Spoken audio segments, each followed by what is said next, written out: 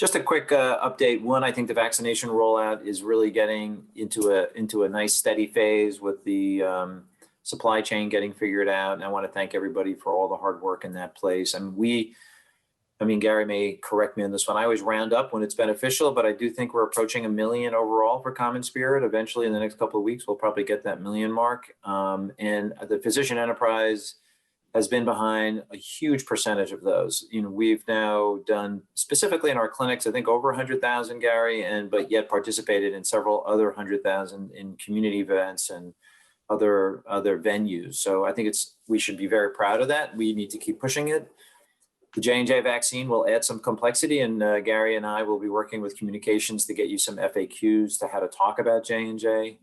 And the last thing I'd say, in reading some of the, reading over the literature, I really think that we're going to be living with this for quite a while, and that we're probably going to be revaccinating in the fall, and this is not going to go away. So we're going to start strategizing. What does that mean? How do we coordinate ourselves? Do we need to keep our ICUs ready to expand if needed, and things to that effect? So more to come, but thank you everybody for your hard work on the vaccination front. So why don't we turn it over? I think our first speaker, I believe, who do we have up first? We have, great, Dr. Talebian, and I will get her. So Dr. Talebian received her medical degree in the University of Colorado. She completed residency, internal medicine, and did her fellowship in pulmonary critical care at the University of California, Davis. She's currently the co-chair of the CommonSpirit Health Critical Care Council and assistant medical director for critical care. She serves as the medical director for Sequoia Intensive Care Unit and Pulmonary Services. I'll quickly introduce Dr. Spyropoulos so we can roll right into that. I know Alex quite well and have worked with him for many years. He received his degree from UPenn. He completed internship and residency at the University of New Mexico.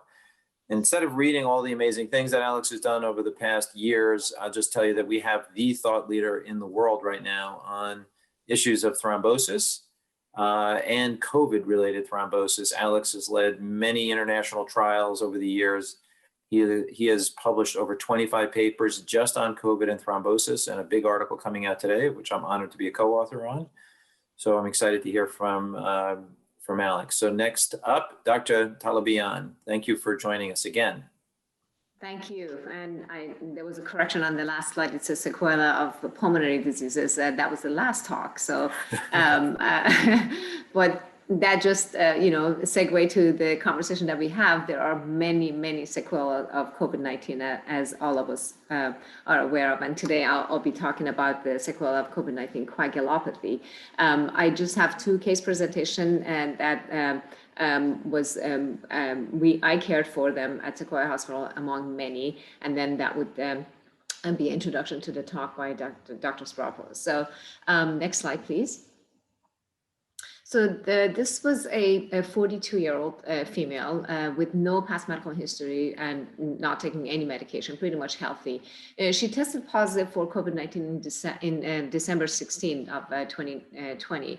And 4 days later, she sort of started feeling a little bit weak, shortness of breath, and she was brought into the emergency room by her husband. But the turn of event was so acutely. So by the time she actually got to the hospital, she walked in and then suddenly had this agonal bleeding and was very, very cyanotic and completely unresponsive within minutes of arrival. So he ended up going to a PEA arrest as we were trying to intubate the patient. CPR was initiated. Fortunately, we were able to resuscitate her within 1 minute, and after after a few minutes with 1 dose of epinephrine. And then patient was admitted to the intensive care unit with a very critical status. Those are the vital signs. So as you can see, she had temperature of 39.7 at home. When she arrived, we actually measured a temp of 35.2. Her heart rate was 135. Respiratory rate was 6. Blood pressure was fluctuating. So at the time of admission was 170 over 116, and then immediately went down much lower than the 99 over 60. For her saturation on arrival was 55% on room air. And her weight, I just put it out there, she was 76 kilos. So initial labs, she had white count of 26,000, hemoglobin and hematocrit were normal, platelet was within the normal range. And of all the abnormalities, I'm kind of highlighting them in red. So bicarb was 9, so she was profoundly acidotic. She had creatinine of 1.28, and her glucose was very elevated. And as you recall, this was not a diabetic patient that was known previously. LFTs were within the range. Her D-dimer, obviously very striking, was greater than 128,000. Her INR was 1.7, and fibrinogen was 79. Next slide, please.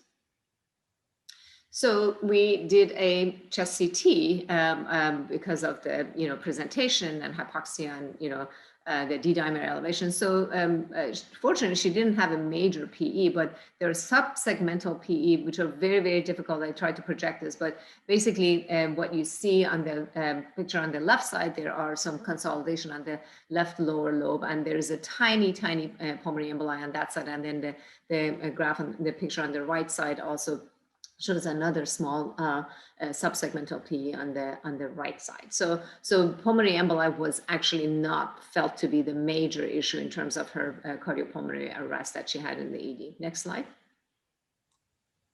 So we basically started the heparin on started the patient on heparin drip based on the level of the hypoxia and the subsegmental, even though there was a lot of discussion whether or not we should have done that or not. So by day 2, suddenly she developed this very, very dusky right hand, and we requested a vascular surgery consultation, and that's the quote from the vascular surgeon. He says that the right hand is dusky, appears gangrenous, has some edema, there's no radial or ulnar signal that is audible on the Doppler, but there was a brachial Doppler. So at that point, the labs were repeated. Her platelet had declined to 38, and she actually turned out to be positive for heparin-induced thrombocytopenia, and the ferritin level was very elevated at that time. So clearly, this was a case of a sort of a contraindication to continuation of the heparin. So heparin was discontinued at that time, and we started her on argatroban drip to manage the heparin-induced thrombocytopenia. Next slide, please. So this is a picture of her hand. As you can see, they're basically completely gangrenous, and it started initially at the tip of her fingers and sort of like progressed gradually to the upper forearm. Next slide, please. So by day number 4, she basically became unresponsive, and we discontinued all the sedatives, and we performed an EEG, which showed very severe depression. And at that time, we obtained an MRI, which showed subarachnoid hemorrhage with multiple micro hemorrhages throughout. And the slide on the right is just one of the images that we had. So clearly adding to the challenges, and this was felt to be the subarachnoid hemorrhage induced by the anticoagulation that she was on. So next slide, we ended up actually discontinuing the sedatives and discontinuing the argatroban. We took her off of the sedatives. We provided a low dose of narcotics, enough to sort of provide pain control for the gangrenous hand, and then but be able to assess her mental status.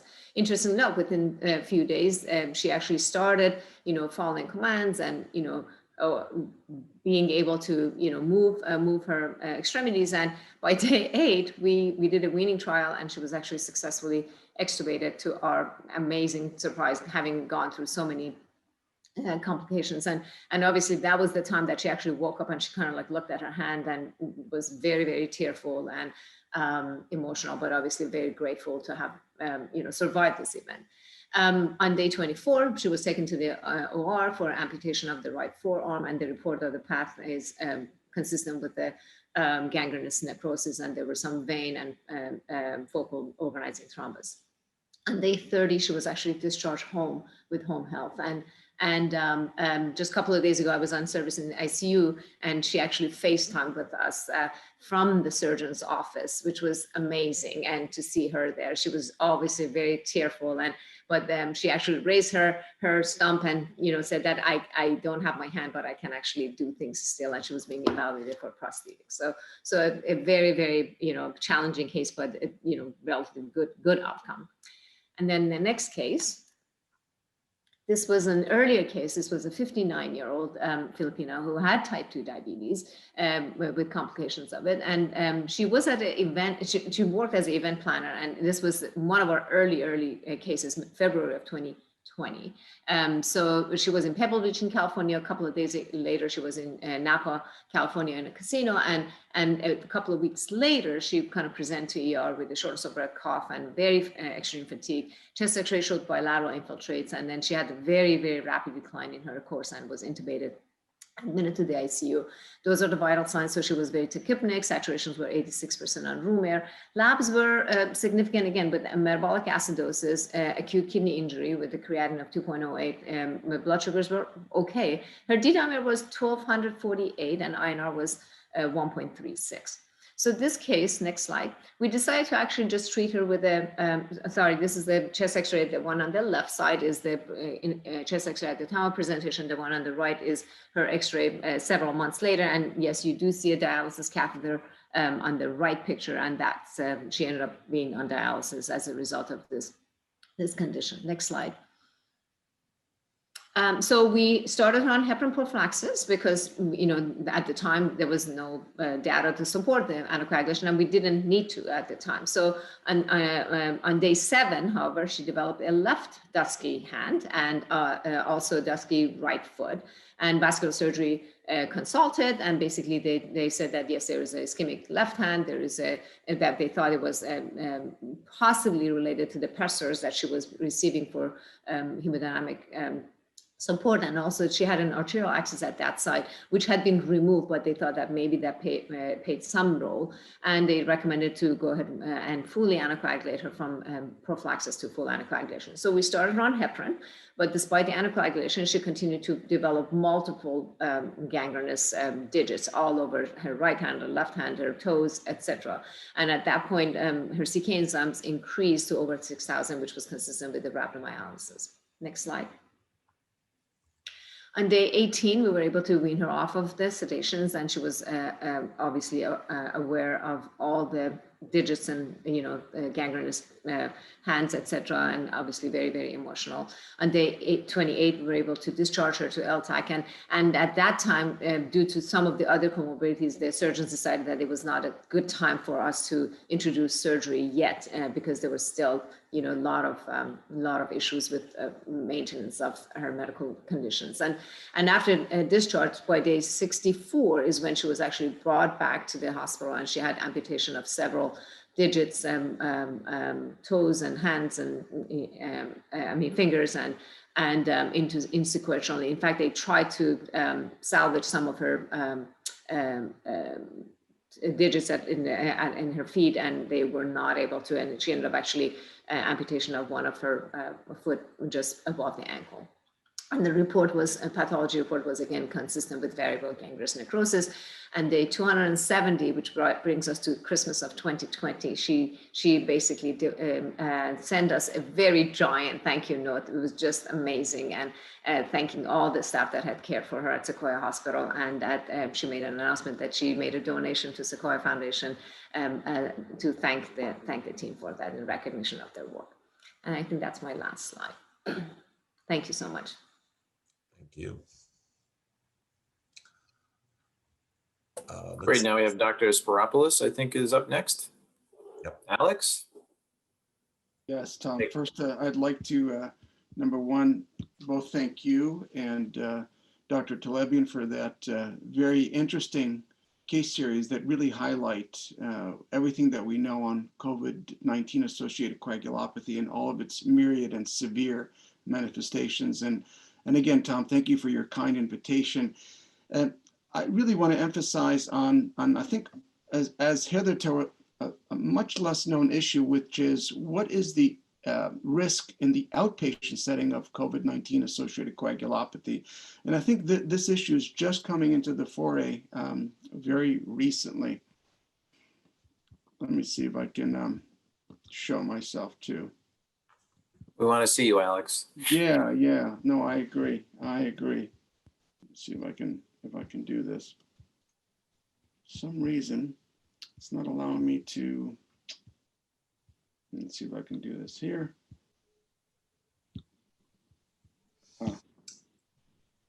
Otherwise, if John shows your slides, there you are. There you go. That's fine. There we go. So by way of introduction, I don't think I have to remind the group here of the ravages and implications of COVID-19 disease caused by the SARS-CoV-2 virus.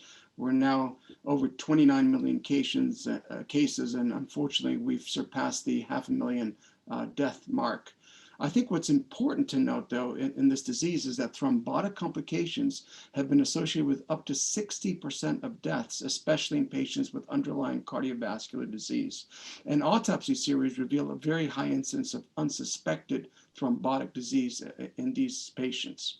We know also in the pre-COVID era that hospitalized medically ill patients, including those with pneumonia and sepsis, had been at moderate to high VTE risk, and we can expect anywhere from a 50 to 60% reduction of that risk using parenteral anticoagulants. However, this risk is only magnified in hospitalized COVID-19 patients. And lastly, previous experience with viral pneumonias have shown a multifold increased risk of thrombotic complications, with a significant reduction in that risk with the use of therapeutic and empiric dose anticoagulants.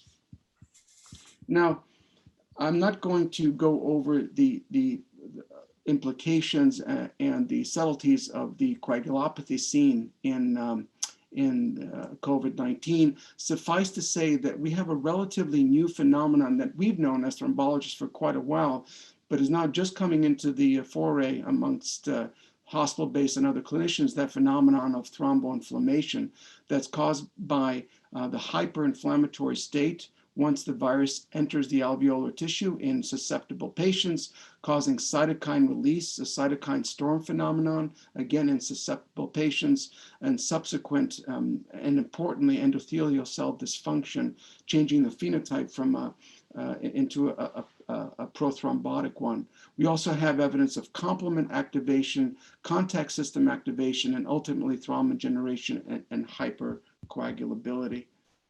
Now, we can really appreciate that the risk factors for thrombosis in COVID-19 stem from both classical patient-related risk factors for thrombosis, advanced age and mobility, underlying cardiopulmonary disease, underlying malignancy, but also very specific viral-related factors, mainly due to the hyperinflammatory response and, importantly, endothelial dysfunction in superinfected individuals. So we have evidence of a decrease in tissue factor pathway inhibitor, lymphopenia, and very importantly, marked elevations of inflammatory cytokines, especially interleukin-6. What this does is cause both what we call macrovessel thromboembolic disease and the classic macrovessel disease that was described in the previous cases of venous thrombosis, myocardial infarction, stroke, and acute limb ischemia, but also importantly evidence of a microvessel hemostatic abnormalities, especially evidence of pulmonary microthrombi and intravascular coagulopathy. So we see evidence of myocardial injury, elevated cardiac biomarkers, and importantly, very marked elevations of D-dimers. And what this means is that we have now, I think, a very good sense of what are some of the key predictors of thrombosis in hospitalized COVID-19 patients. These include patients that are septic, but very importantly, what I want to stress to the group here is we now have consistent data that very elevated D-dimers greater than 4 times or even greater than 6 times the upper limit of normal portend a very poor prognosis and a very elevated risk of thrombotic complications. Other clinical risk factors also portend poor prognosis and increased risk of thrombosis, such as advanced age, obesity, and the presence of underlying cardiovascular morbidity, as well as, of course, stay in the ICU with mechanical ventilation. Importantly, also, we have just finished and corroborated some of the early data coming out of China within our own Northwell Health hospitals at very elevated D dimers greater than 4 to 6 times the upper limit of normal, but also especially greater than 6 times the upper limit of normal, are independent predictors of both VTE and mortality, with an odds ratio approaching 5.3 if D dimers are greater than 6 times the upper limit of normal. So I think a very important biomarker in showing the progression of disease. Now, some unique features of COVID-associated coagulopathy, and we've already seen them in the previous cases: very high incidences of DVT, as high as 46% to as high as 85% in some case series, although later case series, especially those done in the early phases of the pandemic in New York City area hospitals that represent much larger cohorts, suggest that this is probably an overestimation, that the real risk is about 5 or 6% in symptomatic patients. But again, it's over 3 to 5-fold higher than in the pre-COVID era. Risk of PE is also extremely high, 42%, and that's much less subject to bias. And again, that's 3-fold higher risk compared to historical matched controls.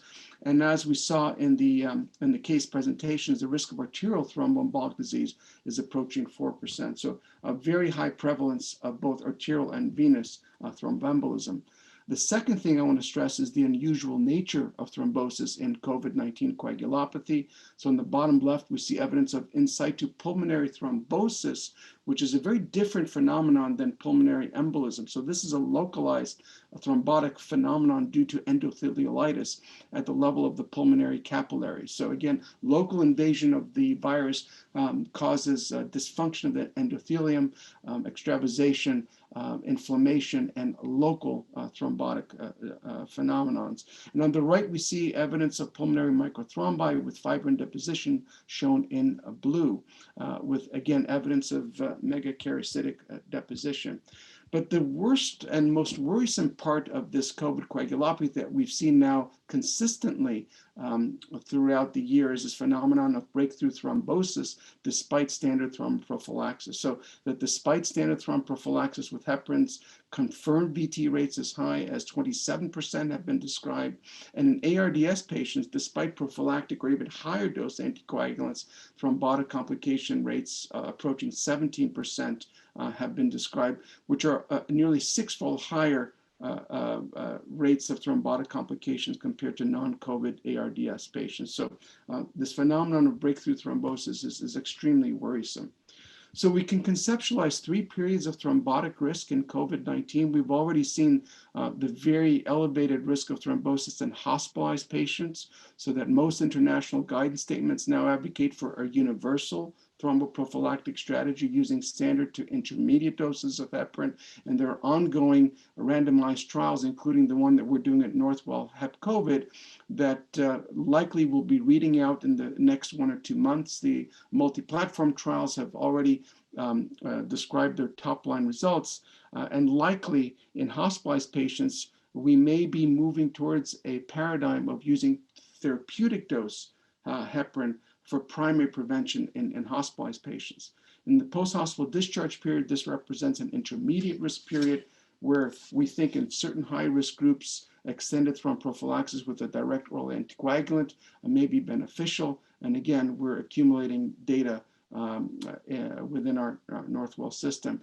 But for the purposes of this discussion, the key here is what is the thromboembolic risk in the outpatient or pre-hospital setting? We thought it was a low thrombotic risk period, but I think what we've seen, and I'll show you data in a second, that in certain subgroups of patients, especially those with underlying cardiovascular morbidity, thrombotic risk is much, much higher than expected, especially if the patient has disease enough to be bedridden. So I think this is something that hitherto has been underappreciated, so that by the time a patient enters the hospital, they're already at very high thrombotic risk. So this is the real question for today's discussion. What is the thrombotic risk in COVID-19 outpatients? And as Tom alluded to, actually, as of today, we published the largest cohort study of over 10,800 adult patients with COVID-19 that presented to the ED at our large multi-hospital health system in New York. And we see here the dates very in the early phases of the pandemic.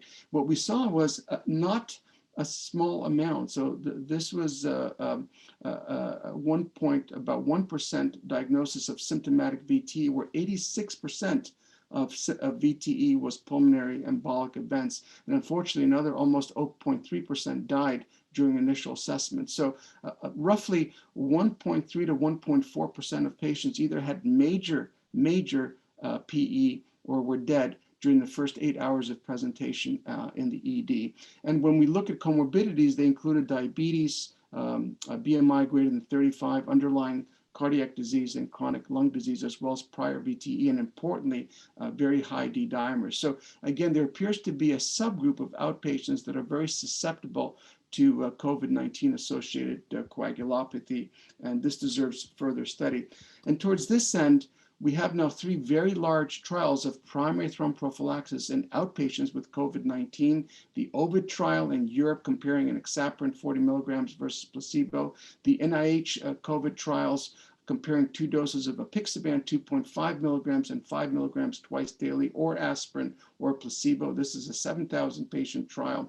And our own Prevent HD trial, which is a pharmaceutical sponsored trial, again, a very large trial of 4,000 to 5,000 patients looking at rivaroxaban 10 milligrams versus placebo. And on the bottom of the slide, we see the trial design where patients are screened if they have at least one additional cardiovascular risk factor, which we see on the right: advanced age, prior history of VTE, prior history of cardiovascular disease, prior history of cancer, diabetes, heart failure, an elevated BMI or D-dimer. These are the patients that are eligible for trial entry. Patients are randomized to either rivaroxaban 10 milligrams or placebo for up to 35 days with a further about 2-week follow-up. I think what's very interesting about this trial is that it's completely remote, so that patients are being assessed remotely, drug is being shipped remotely, patient visits are being done via telehealth methods, and outcomes are being assessed completely using a REDCap cloud tool. So hopefully we'll have data very soon to inform us on whether there's a role of primary prevention in high-risk outpatients with COVID. So this is my last slide. And again, we're really coming up to the paradigm of the potential to use primary prevention in COVID outpatients that have cardiovascular risk factors, either with a DOAC or direct oral anticoagulant such as rivaroxaban, or either by itself or against a background of antiplatelet therapy. So a lot of research in this field, and thank you for your attention.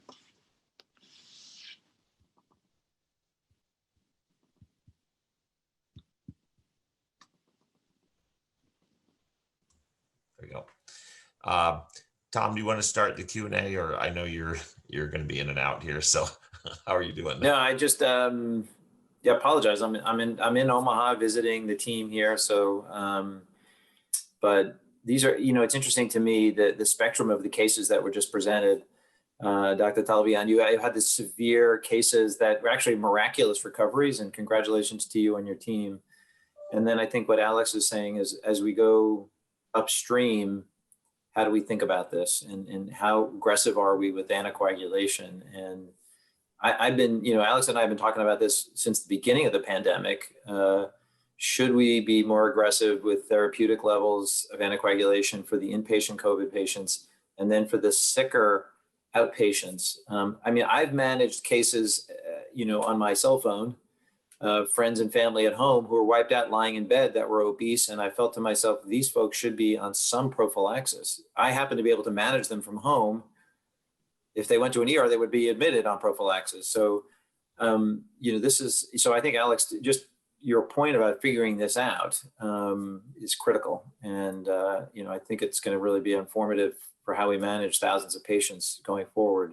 Is there any update on the trial? I know we're participating, aren't we? Officially, Gary, or aren't we at CommonSpirit? We're in process. So we're in process. We're going to be doing it. We're getting close. Yeah. So, which would be exciting. Any updates for us on that, Alex? Is the study going smoothly? Yeah, I think, Tom, what's been tough, not just for our trial, but the NIH trial, is just patient recruitment. Patients are hesitant for many reasons to undergo randomized trials, especially in a remote or telehealth model. So that's the first issue. We have about 400 patients or so. So recruitment is slower than anticipated, but there are now more sites across the US, I think over 16 or 17 sites that should help recruitment. And hopefully the trial is slated to end the end of this year, December 2021. So hopefully we'll get answers. We are indeed getting the primary outcomes that we were thinking we would get. So again, the trial is powered to look at reductions of major thrombosis, hospitalization, and all-cause mortality. And indeed, we're getting a lot of hospitalizations as well as thrombotic events. Yeah, so, the outcome events. Yeah, we think we're selecting, a high enough risk group that we're getting the outcome events. So we just have to see.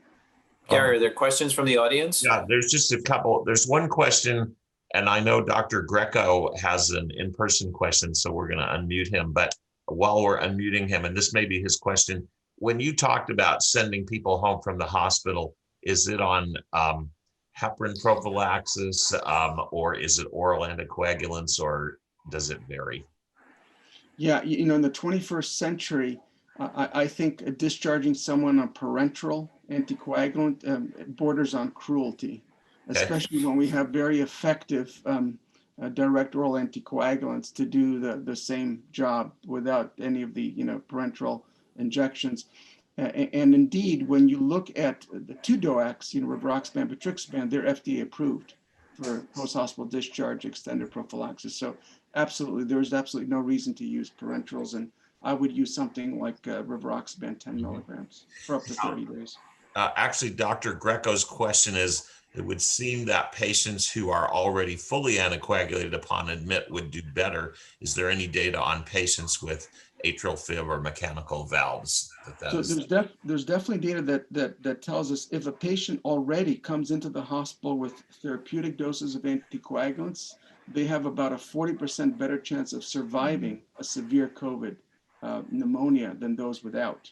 So the main message is if you're on a therapeutic anticoagulant, you absolutely continue it throughout hospitalization. But what Tom and I are talking about are those patients who've not been, right, on therapeutic or even prophylactic doses anticoagulants. And here the critical question is, should they be on therapeutic, especially parenteral anticoagulants in hospital? And does that give us net clinical benefit? We think the answer will be yes. And remember, Gary and Tom, you know this well, we've never in the last 50 years or so, never have given therapeutic doses of anticoagulants for primary prevention. This represents an entirely new paradigm for thromboprophylaxis. We've never seen this in our lifetimes. And there's another question here, and I'm going to ask one too. So getting back to those patients who were in the ER for 8 hours and had all of the various thrombotic complications, they were inbound, and I assume those folks all ended up in the hospital. But have you actually found in people who are just outpatient that they're having sort of and coagulation complications, thrombotic complications that primary care doctors are seeing in their offices, and are they aware of this? And I'm assuming that you would recommend for high-risk patients that they have D-dimers and split products and those kinds of things. Is that right? I mean, I think one of the nice things, and I have to give a huge kudos to Tom, is that very early on as a group, as a medical group, we were very sensitized to all of the various complications of COVID-19. As Tom had said at one point, we were the epicenter of the epicenter very early on in the pandemic in the United States. So we quickly acquired great, experience, right, in managing these patients. And definitely, Gary, what you said, the key to me is number one, underlying cardiovascular comorbidities, as well as rising D-dimers. These are the patients that we worry about. So in the outpatient setting, many of our docs have a very low threshold, for example, getting Dopplers or getting echoes, a very low threshold of getting serial D-dimers or calling up on the patient. So we have a very good outpatient program, the CARES program, that we manage these patients, and it's a multi-specialty program, including thrombosis anticoagulation, where we quickly pick up any worrisome trends in patient profiles. Yeah, I think that's good. We have done a fair amount of work on an ambulatory protocol, and it's risk stratified. But I think we want to go back to that and be sure that people are thinking thrombosis Yeah. as well as the other things. There's one question here about any role for aspirin as an outpatient. Some local doctors do this, but I've not seen it mentioned. Yeah, so aspirin is the poor man's antithrombotic. Yes. So the NIH trial is comparing 2 doses of apixaban with aspirin or placebo. So we'll get some high quality answers to that question. I think in the absence of any evidence, there's little downside in baby aspirin, and especially if a patient can't afford a drug like Xarelto, can't afford an enoxaparin. So yes, if a patient has certain risk factors that I described, I think aspirin, in the absence of any evidence, I wouldn't go against that. Okay, and I think you've kind of answered the moving in the direction of full anticoagulation. And most do you think that in these 2 patients that would have made any difference? Well, Dr. Well- Talebian knows better, right? In the first patient, it's a miracle that she survived. I think you did a wonderful job in the fact that she's here with us right now with all those complications. So I don't think, from what you showed us, that therapeutic dose parenteral anticoagulants would have made a huge difference. But again, I'll let you. Dr. Right. Talebian, So I go with the second case first. That's the one that we actually did not. We did a sort of a therapeutic and prophylactic first. And I tell you, the guilt of that, and we're talking about March of last year. It was early on. We didn't know much about it. And every one of us who walked in there, we sort of put ourselves in the position of should have, could have, and took that burden and that we caused it perhaps. So that was awful. And fast forward to cases later, I think right now we feel a little bit more confident that we had nothing to do with that, and whether or not we would have done a full anticoagulation, it did not. And clearly this first case that is one of our last prove that it was not it didn't make any difference. I mean, she was on full anticoagulation from the get-go and ended up getting complications as a result of that. Yeah, so I don't think the answer is clear in terms of whether full anticoagulation at the time of arrival will prevent complications. I just want for our group, for the group here on this call, I do want to emphasize one aspect, which is very interesting, right? And very contradictory. So the multi-platform trials that read out the top line results showed benefit for therapeutic dose anticoagulants in moderate COVID patients, but no benefit and possible harm in severe, what we call ICU level COVID patients. And I just want to remind us that one of the hypotheses for why that may be so is that the anticoagulant properties, of heparin are only 20% of its overall activity. So the other 60-70% of heparin includes anti-inflammatory, immunomodulatory, as well as the potential to bind competitively to the native heparin sulfate against the virus itself. So it's perhaps very early on, right, in a patient's infection, heparin has anti-inflammatory properties, in addition to anticoagulant properties, immunomodulatory properties that can actually alter the course of the disease progression. And by the time the patient is severe or very sick, the horse is out of the barn. The patient is in a hyperinflammatory state, in a cytokine storm, if you will. So even therapeutic doses of heparin, all you do is getting the bleeding risk associated with endotheliolitis and none of the potential benefit seen very early on in the disease. So point being is that paradoxically, if I had a magic wand 6 months from now, the international guidance statements may indeed say therapeutic dose anticoagulants for ward patients, but prophylactic dose anticoagulants for ICU patients.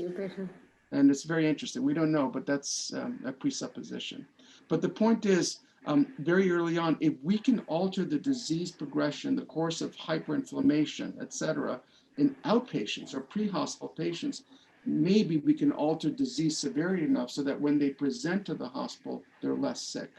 And again, we've retarded some of those kind of hyperinflammatory potentials that we've seen in patients that present very late, right, to hospital. It's one last question. Do you see steroids coming to the ambulatory space for that reason? I mean, it's an interesting hypothesis, and certainly there's theoretical, considerations for why we may consider steroids in the pre-op. The key is can we identify in the pre-hospital setting a high enough risk group that would benefit from steroids? So we don't know the answer yet.